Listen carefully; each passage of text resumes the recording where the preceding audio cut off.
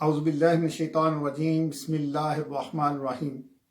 ناظرین، ایک بار پھر آپ کی خدمت میں رستم اجنالہ حاضر ہے، اور آج ہم جس موضوع پر بات کریں گے وہ یہ ہے کہ ہمارا جہاز پاکستان انٹرنیشنل ایئر لائن کا ایک جہاز کوالالمپور مسافروں کو لے کر پہنچتا ہے اور اس کو واپس آنے سے روک لیا جاتا ہے۔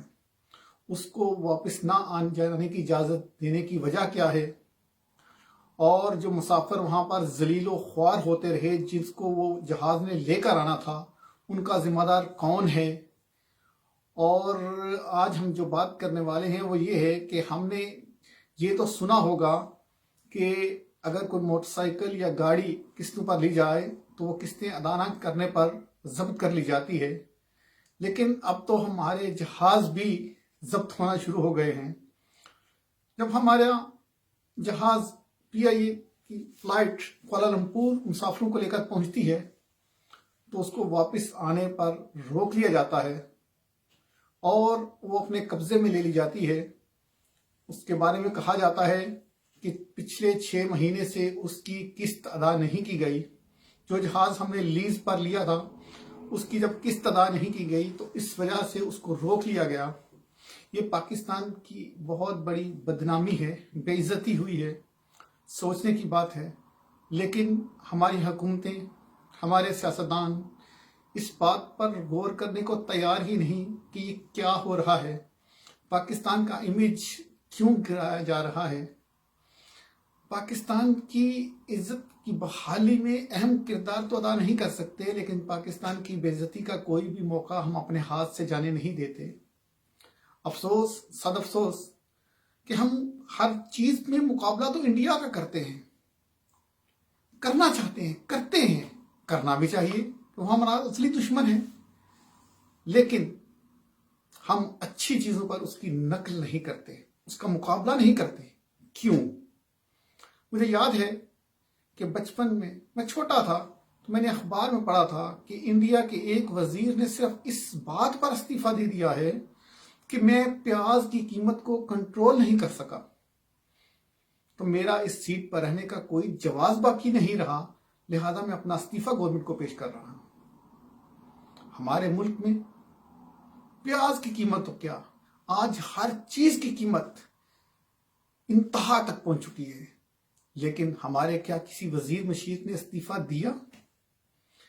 مہنگائی کو تو چھوڑ دو، ہمارے ملک میں اتنے بڑے واقعات رونما ہوئے، اتنے سانحات ہوئے، کیا کسی نے استعفیٰ دینے کا سوچا؟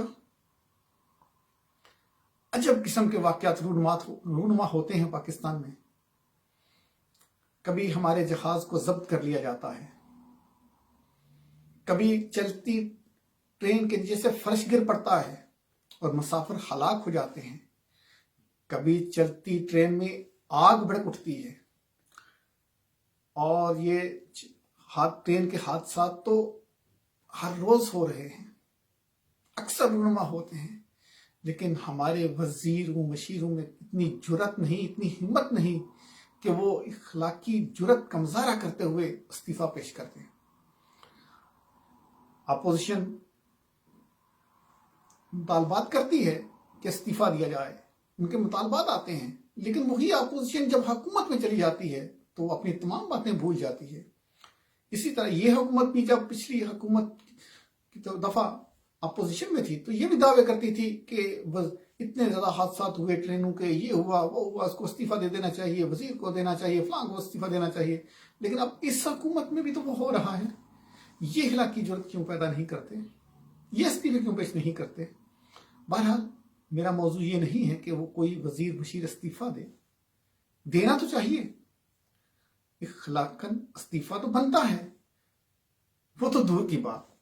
الٹا ہمارے وزیر صاحب نے یہ ارشاد فرما دیا ہے کہ یہ جہاز جو لیز پر لیے گئے ہیں یہ پچھلی حکومت یعنی نون لیگ کی حکومت نے مہنگے لیز پر لیے تھے، مہنگی لیز لی تھی، اور بھائی لے لی تھی، وہ ان کی حکومت تھی، انہوں نے جو کرنا تھا وہ کر کے چلے گئے، اب آپ کی حکومت ہے، پچھلے 6 مہینے آپ کی حکومت تھی، یہ لیز آپ نے ہی دینی تھی، یہ قسط آپ نے ہی ادا کرنی تھی، دعوے تو آپ بہت زیادہ کرتے ہیں، کہ پی آئی اے جو ہے ہم نے اس کو ایک معتبر ادارہ بنا دیا ہے، منافع بخش ادارہ بنا دیا ہے، فلاں ادارہ ہم نے منافع بخش بنا دیا ہے.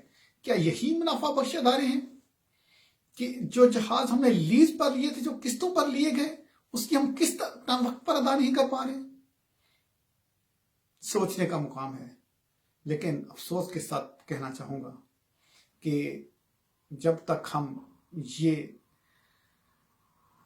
ذمہ داری کا مظاہرہ نہیں کریں گے، نہیں سوچیں گے، پاکستان کی بہتری کے لیے کام نہیں کریں گے، ہر ادارہ پاکستان کی بہتری کے لیے کام نہیں کرے گا، اس وقت تک اس طرح کے واقعات رونما ہوتے رہیں گے. میں دعا کرتا ہوں کہ اللہ تبارک و تعالی ہمیں، ہمارے حکمرانوں کو، ہماری عوام کو اللہ تبارک و تعالی عقل سلیم عطا فرمائے، پاکستان کی بہتری کے لیے کام کرنے کی توفیق عطا فرمائے، نہ کہ کسی کو نیچا دکھانے کے لیے کوئی کام کیا جائے، اپنے آپ کو بڑھاوا دینے کے لیے کام کیا جائے، بلکہ کام کیا جائے تو پاکستان کے مفاد میں کیا جائے، پاکستان کی بہتری کے لیے کیا جائے. اللہ تبارک و تعالیٰ سے دعا ہے کہ اللہ تبارک و تعالیٰ ہمارے پاکستان کا حامی و ناصر ہو. اللہ تبارک و تعالیٰ پاکستان کو دن دگنی رات چگنی ترقی عطا فرمائے. اللہ تبارک و تعالیٰ ہمیں مخلص، محنت اور دیانتدار لوگ جو ہے وہ عطا فرمائے، حکمران عطا فرمائے. آمین بجاہ النبی الامین صلی اللہ تعالی علیہ وآلہ وسلم. السلام علیکم ورحمۃ اللہ وبرکاتہ. اعوذ باللہ من الشیطان الرجیم.